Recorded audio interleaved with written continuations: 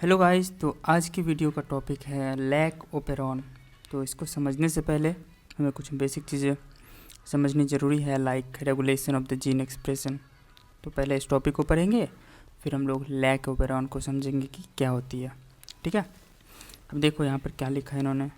Regulation of the gene expression is referred to a very broad term.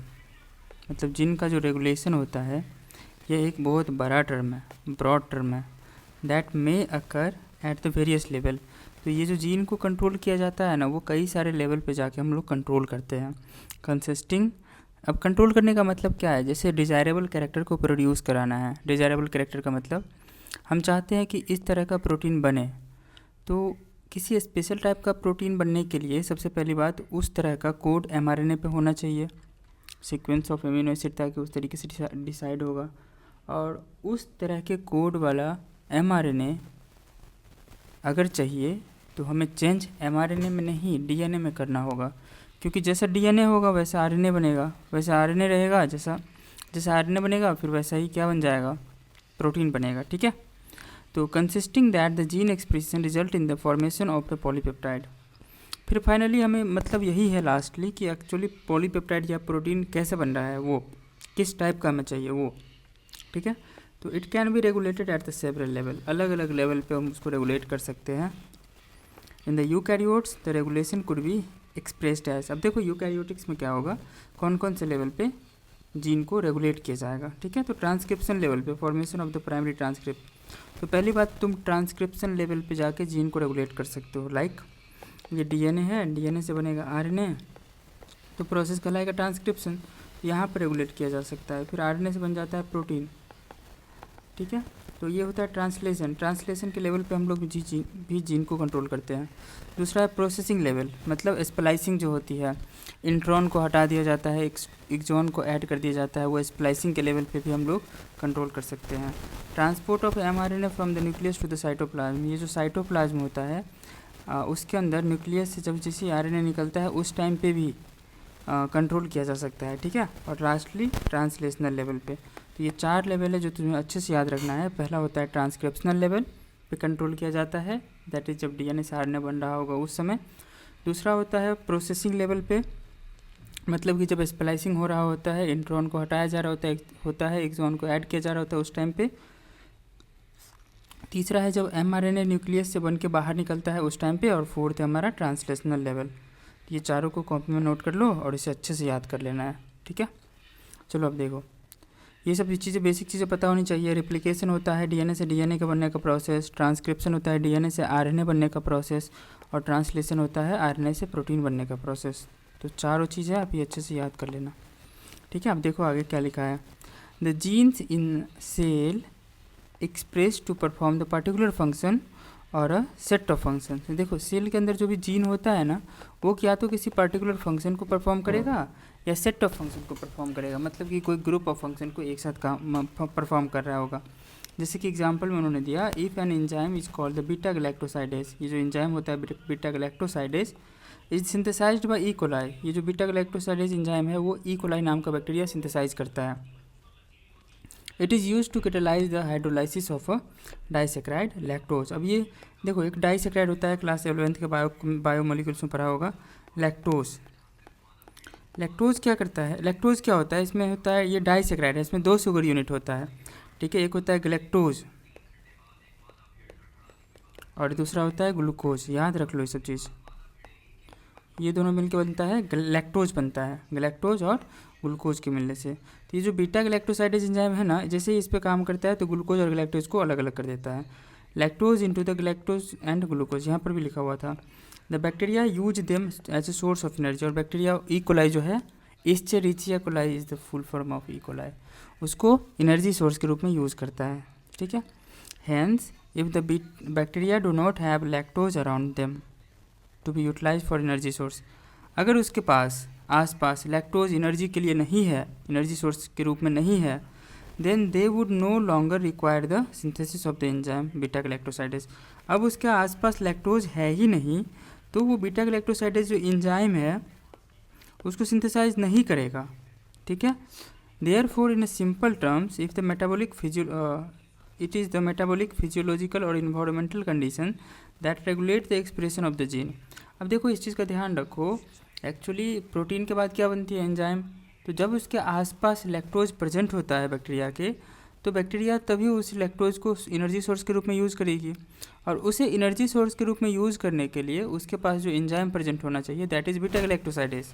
ठीक है, और beta galactosidase से बनेगा कैसे, जैसे वहाँ पर जीन रहेगा, डीएनए से आरएनए, आरएनए से प्रोटीन, प्रोटीन से एंजाइम बनेगा। Finally the development of the differentiation of embryo into the adult organism is also the result of the coordinated regulation of the expressions of the several set of the gene। मतलब कि कोई भी embryo से एक adult organism को बनने में जितने भी चेंजेस होते हैं, सब का सब चेंजेस जो होता है एक जीन के द्वारा रेगुलेट हो रहा होता है। उसका जितना भी एक्सप्रेशन है सब का सब कोऑर्डिनेटेड वे में होता है, कोऑर्डिनेटेड रेगुलेशन होता है।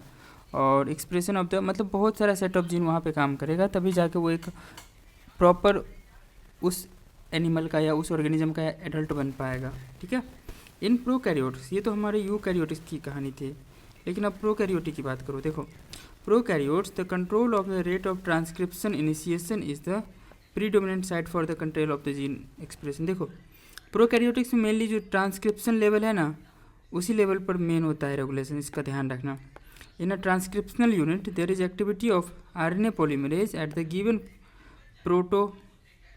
गिवन प्रोमोटर क्या होता है, वो ट्रांसक्रिप्शन में जो फर्स्ट आके बाइंड करता है डीएनए में, turns regulated by the integration of the accessory protein with affect the ability to recognise the start site. अब देखो यहाँ पर कई बार ऐसा होगा, मतलब प्रोमोटर जो होता है ना, उससे जाके कुछ बाइंड हो गया, जिसकी वजह से वो इनेबल हो गया, आगे ट्रांसक्रिप्शन का प्रोसेस नहीं हो पाएगा, रोक दिया गया। उस चीज़ के बारे में बोल रहा है, आगे समझेंगे कि कैसे क्या है। These regulatory protein can act as both positively activators and negatively repressor। अब देखो ये प्रोटीन जो होते हैं, जो जाके उसको प्रोमोटर लेवल पे बाइंड कर गया, फिर इनहेबिट कर दिया ट्रांसक्रिप्शन को, तो ये अलग अलग तरह के हो सकते हैं। ये हो सकता है वो एक्टिवेटर हो, पॉजिटिवली अफेक्ट कर रहा हो तो एक्टिवेटर्स होता है, नेगेटिवली अफेक्ट करता है उसको रिप्रेसर प्रोटीन बोलते हैं।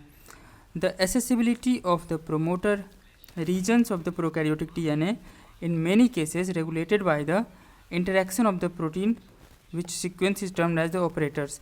अब देखो क्या लिखा है इन्होंने, accessibility of the promoter regions of the prokaryotic DNA में cases regulated by the interaction of the protein with the sequence termed as the operators. देखो ये सभी जितने भी चीज़ें होते हैं ना, एक प्रोटीन के सीक्वेंस के द्वारा होता है, जिसको हम लोग ऑपरेटर्स बोलते हैं। ठीक है, एक होता है प्रोमोटर, दूसरा होता है ऑपरेटर, तीसरा होता है रेगुलेटरी जीन, ठीक है, चौथा होता है टर्मिनेटर। तो ये सभी चीज़ें प्रेजेंट होती है। The operator region is adjacent to the promoter. अभी बताया ना कि एडजेसेंट मतलब आगे होता है इसके, ठीक है, जस्ट बगल में होता है, प्रोमोटर के बगल में होता है operator elements in the most of the operon and in most of the cases the sequence of the operator binds to the repressor protein. अब इसका जो सीक्वेंस है वो रिप्रेसर प्रोटीन से बाइंड कर जाती है। Each operon has the specific operator and a specific repressor. देखो जितने भी ऑपरेन सिस्टम होते हैं, लाइक लैक ऑपरेन हो गया, और भी बहुत सारे ऑपरेन होता है। लैक ऑपरेन इसलिए नाम है क्योंकि इसमें लैक्टोज यूज होता है। For example the lac operon is present only in the lac operon, it interacts specially with the lac repressor only. अब देखो लैक ऑपरेन है तो लैक रिप्रेसर से ही अफेक्ट होगा और दूसरा से नहीं होगा। तो ये था कंट्रोल कैसे होता है, कितने लेवल पे होता है। तो ये हमने देखा प्रोकैरियोटिक्स में और ये हमने देखा यूकैरियोटिक्स में। तो यूकैरियोटिक्स में अलग अलग लेवल पे क्या होता था, जीन का रेगुलेशन होता था। सबसे पहले ट्रांसक्रिप्शन लेवल पे, प्रोसेसिंग लेवल पे, transport of mRNA from nucleus to cytoplasm level पे और ट्रांसलेशनल लेवल पे। मतलब इन सभी लेवल पे हमने यूकैरियोटिक में देखा था। और प्रोकैरियोटिक में देखा कि डायरेक्टली वो प्रोमोटर पर जाके रोक देता है, जिसकी वजह से आगे का फॉर्मेशन नहीं हो पाता। लाइक लैक ऑपरेन उसका एग्जाम्पल था। बैक्टीरिया के आसपास अगर लैक्टोज होता है तो उसे एनर्जी सोर्स ऑफ एनर्जी के रूप में यूज़ करने के लिए उसे एंजाइम की ज़रूरत होती है, that is the beta galactosidase. अब उसका एक एग्जाम्पल दिया हुआ है लैक ऑपरेन, और हमें यही लैक ऑपरेन को अच्छे से समझना है, ठीक है। तो चलो इसको अब देखते हैं क्या है। देखो क्या लिखा है, the elucidation of the lac operon was also a result of the close association between the genetist Franciscus Jacob and biochemist जक मोनैड। तो जैकब और मोनैड याद रखना, JACOB, जैकब एंड मोनैड, क्लियर। तो जैकब और मोनैड ने इस चीज़ को डिस्कवर किया, लैक ऑपरेन, ठीक है। देखो they were the first elucidate that the transcriptionally regulated system, उन्होंने ही पहली बार बताया कि ये ट्रांसक्रिप्शनली रेगुलेटेड सिस्टम है, मतलब ये रेगुलेट हो रहा होता है, कोई ना कोई इसको रेगुलेट करता है। अब कौन क्या रेगुलेट करता है, देखो in lac operon, here lac refers to the lactose, अभी जस्ट हमने बताया था कि जो लैक ओपेरॉन में वर्ड लैक है इसका मतलब होता है लैक्टोज शुगर, ठीक है। अब पॉलीसिस्ट्रोनिक स्ट्रक्चर, देखो एक होता है मोनोसिस्ट्रोनिक, एक होता है polycistronic. Polycistronic for the prokaryotic, monocistronic for the eukaryotic. Gene is regulated by the common promoter and the regulatory gene, ये जो जीन रेगुलेट होता है ना पॉलीसिस्ट्रोनिक एमआरएनए में, ठीक है, वो प्रोमोटर और रेगुलेटर जीन के लेवल पे वो रेगुलेट होता है। Such arrangement is very common in bacteria and it is referred as the operon. देखो और ये चीज़ें बहुत कॉमन देखने को मिलती है, इस तरह का अरेंजमेंट हमको बैक्टीरिया में, और इसी का नाम हम लोग ओपेरॉन रखते हैं, ठीक है। ये जो पॉलीसिस्टोनिक स्ट्रक्चरल जीन होता है ना वो सभी, ठीक है। The name to name few such examples like lac operon, trip operon, ये होता है ट्रिप्टोफैन, एरा, ये अलग अलग, ये हिस ओपेरॉन मतलब हिस्टीडीन, वैल ओपेरॉन मतलब वैलिन वाला ओपेरॉन, ठीक है। तो अलग अलग जो तरह के अमीनो एसिड यहाँ पर होंगे वर्क करेंगे। प्रोटीन क्या कहते हैं उसको, स्पेशल जो होता है रिप्रेसर प्रोटीन होता है, और भी इस तरह की जो जहाँ पर जो यूज होगा ना, जैसे उसमें लैक्टोज यूज हो रहा है तो लैक ओपेरॉन, अगर कहीं वैलिन यूज होगा तो उसका नाम हो जाएगा वैल ओपेरॉन, ठीक है। आगे देखना, the lac operon consist of the one regulatory gene. Lac operon में देखो अब क्या होगा, एक रेगुलेटरी जीन होगा दैट इज आई जीन, उसको हम लोग बोलेंगे, अभी हम सब देखेंगे। Here the term I does not refer to inducer, I जो है इंड्यूसर को रेफर नहीं कर रहा है, ठीक है, वो रेगुलेटरी जीन है। Rather it's derive from the word inhibitor, वो जो आई है ना इनहाबिटर वर्ड से डिराइव किया गया है। And there is a 3 structural gene, you must have to remember this one, ZYA, क्या है वो, ZYA, यहाँ पे ZYA, ये जो स्ट्रक्चरल जीन होते हैं उसे याद रखना ZYA। I gene codes for the repressor, देखो अभी तो जो मैं बता रहे हैं यहाँ पर देखो डायग्राम नीचे दिया हुआ है ये समझ लो ये mRNA है पूरा, मेरे DNA का सीक्वेंस है, ठीक है, ये वाला इन द केस ये वाला, ठीक है। इस पे प्रोमोटर जीन है सबसे पहले, उसके बाद ये आई, ये जो वर्ड इनहेबिट से लिया गया था ना वो इनहेबिटर प्लस जीन है, फिर ये प्रोमोटर है, ये ऑपरेटर है, और ये तीनों है स्ट्रक्चरल जीन, क्या है स्ट्रक्चरल जीन, ठीक है, ZYA। अब यहाँ से ये चीज़ें स्टार्ट होती है और फिर आगे जाती है, तो फिर इससे mRNA बनता है, फिर mRNA से प्रोटीन बनेगा। देखते हैं आगे क्या हो रहा है। तो देखो आगे है of the lac operon the Z gene code for the beta galactosidase. अब देखो ये चीज़ याद रखना कि जेड जीन जो होता है वो बीटा गैलेक्टोसिडेज एंजाइम को बनाते हैं, which is primarily responsible for the hydrolysis of the disaccharide. अब बीटा गैलेक्टोसाइडेज क्या करेगा, वो हाइड्रोलाइसिस करेगा, ब्रेकडाउन करेगा किसका, लैक्टोज को, ठीक है, lactose into its monomeric units. Monomeric unit क्या है, ग्लैक्टोज और ग्लूकोज है। The Y gene codes for the permease, तो पहला किया है जेड बीटा गैलेक्टोसिडेज को, और वाई किया है परमीएज को, तो इसे तुम याद रखना क्योंकि ये बहुत इंपॉर्टेंट है। ये बीटा गैलेक्टोसाइडेज हो गया, फिर ये तुम्हारा परमीएज हो गया, और एक होता है ट्रांसएसिटाइलेज, ठीक है, तो इसको अच्छे से याद कर लो कि कौन क्या है। तो परमीएज एंजाइम को रिलीज करता है Y gene, which increases the permeability of the cell to beta galactosidase, मतलब बीटा गैलेक्टोसाइडेज की परमिएबिलिटी को बढ़ाता है, मतलब एक्सचेंज को अंदर से बाहर को, ठीक है। The ZYA, A gene encodes for the transacetyl, hence all the 3 gene products in the lac operon are required for the metabolism of the lactose। अब लैक्टोज का मेटाबॉलिज्म जो है उस चीज़ के लिए ये तीनों जीन की रिक्वायरमेंट है, ये तीनों एंजाइम की रिक्वायरमेंट है। लाइक फर्स्ट एंजाइम जो था हमारा जेड जीन प्रोड्यूस कर रहा था उसका नाम था बीटा गैलेक्टोसाइडेज, दूसरा हमारा वाई जीन प्रोड्यूस कर रहा था उसका नाम था परमीएज, और तीसरा जो ए जीन था हमारा वो प्रोड्यूस कर रहा था हमारा ट्रांसएसिटाइलेज। ये जो तीनों जो हमने बताया ना, ये तीनों एंजाइम काफ़ी ज़रूरी होते हैं लैक्टोज के मेटाबॉलिज्म के लिए, ठीक है। In most of the other operons as well the gene present in the operon are needed together for the function in the same related metabolic pathway. अब जितने भी तरह के ओपेरॉन होते हैं सब इसी तरीके से कुछ काम करते हैं। Now you have to see the diagram, okay. देखो अब यहाँ पर क्या लिखा हुआ है। तो सबसे पहले जो हमारा है वो है हमारा जीन का सिस्टम पूरा, जैसे पी वाला जीन हो गया, फिर रिप्रेसर वाला जीन हो गया, फिर ये रिप्रेसर प्रोटीन को फॉर्मेशन करेगा, ये प्रोमोटर हो गया, ऑपरेटर हो गया, ZYA मतलब ये स्ट्रक्चरल जीन हो गया। अब यहाँ से क्या होता है, ये जो आई होता है ना, आई प्रोड्यूस करता है ये रिप्रेसर प्रोटीन को, ठीक है, और रिप्रेसर प्रोटीन बाइंड कर जाता है किससे जाके, ऑपरेटर से जाके।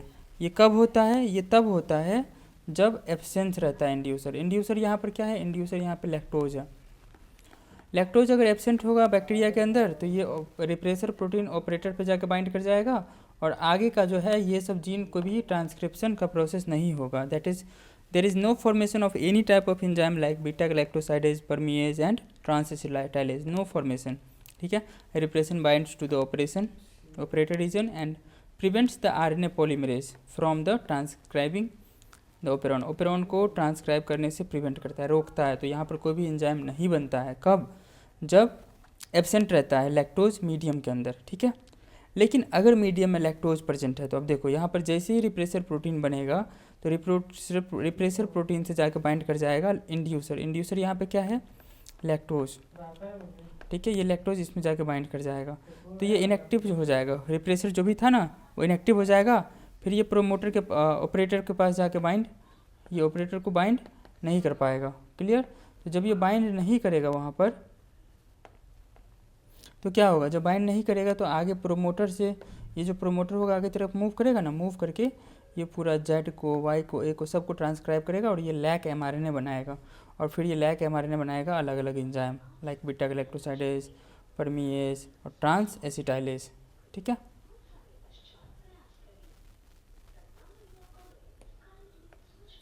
तो आई होप ये तुझे समझ में आई होगी, ठीक है। ट्रांसलेशन का प्रोसेस हुआ और ये एंजाइम क्या करेगा, ये तीनों एंजाइम मिल करके मीडियम के लैक्टोज को मेटाबोलाइज करेगा, ठीक है। और फिर ये लैक्टोज क्या करेगा, एनर्जी के रूप में यूज़ करेगा, कौन, बैक्टीरिया। अब देखो यहाँ पर उन्होंने क्या लिखा है, ये तो लैकोपेरन था, देखो क्या लिखा है आगे, ध्यान से देखना। Lactose is the substance for the enzyme beta galactosidase. अब ये जो लैक्टोज था वो बीटा गैलेक्टोसाइडेज एंजाइम के लिए सबस्टांस था, and it is regulate the switching on और switch off off the operon. और लैक्टोज ही क्या कर रहा था, स्विच ऑन और स्विच ऑफ कर रहा था, किसका, ओपेरॉन का, ठीक है। It is termed as the inducer, इसीलिए इसको नाम दे दिया गया इंड्यूसर, जो इंड्यूस करेगा, इनहेबिट करेगा, रोकेगा, चालू करेगा, स्विच ऑन करेगा, स्विच ऑफ करेगा।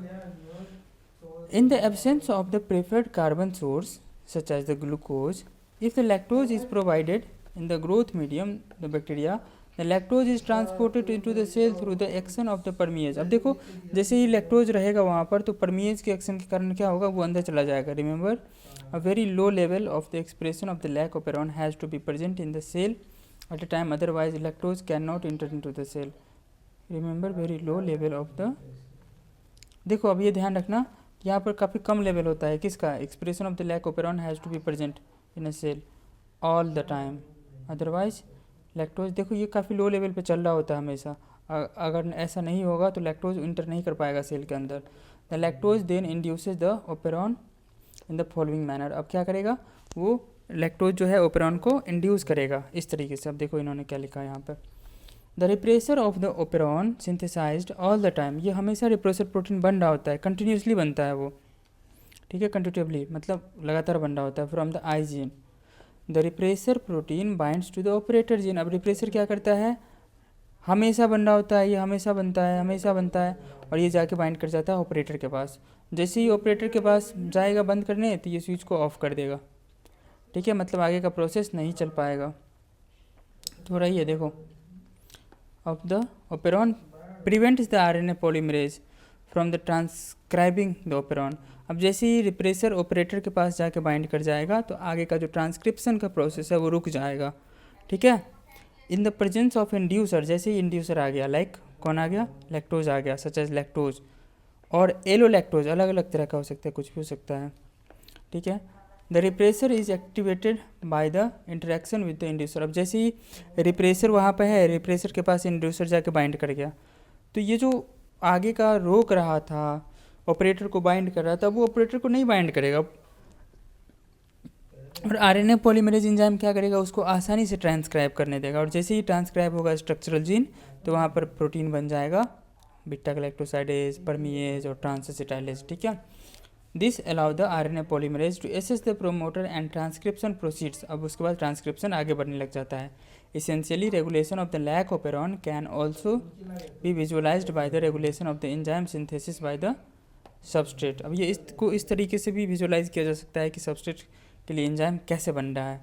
Remember, glucose or galactose can not act as a inducer. ध्यान रखना, ये जो ग्लूकोज या गैलेक्टोज है वो इंड्यूसर की तरह एक्ट नहीं करता है लैकोपेरॉन में।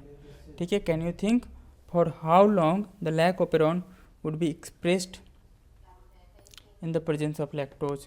देखो लैक्टोज के प्रेजेंस में ये कब तक चलेगा, जब तक लैक्टोज रहेगा, जब तक उसको यूज पड़ेगा तब तक ये बार बार फॉर्मेशन करता रहेगा। ठीक है, देखो आगे, regulation of lac operon by the repressor is refer to as the. अब देखो लैकोपेरॉन जो हो रहा था, रिप्रेशन जो प्रोटीन था वहाँ पे लैक्टोज, तो ये निगेटिव रेगुलेशन था। Lac operon is under control of the positive regulation as well, तो ये निगेटिव रिप्रेसर था। ठीक है, निगेटिव रेगुलेशन बोलते हैं इसको। The regulation of the lac operon by repressor is referred as the negative regulation. Lac operon under control of the positive regulation as well, but it is beyond the scope of the discussion. अब देखो positive भी होता है but वो हमें पढ़ने का नहीं है, हमें बस नेगेटिव, बस ये याद रखना नेगेटिव रेगुलेशन होता है लैकोपेरॉन, बस दैट्स इट, इसके अलावा कुछ नहीं। ठीक है, तो आई होप तुझे ये लैकोपेरॉन समझ में आई होगी। नेक्स्ट वीडियो में हम लोग ह्यूमन जीनोम प्रोजेक्ट को पढ़ेंगे, उसके बाद वाले वीडियो में हम लोग डीएनए फिंगरप्रिंटिंग पढ़ेंगे, फिर ये चैप्टर हो जाएगा ख़त्म।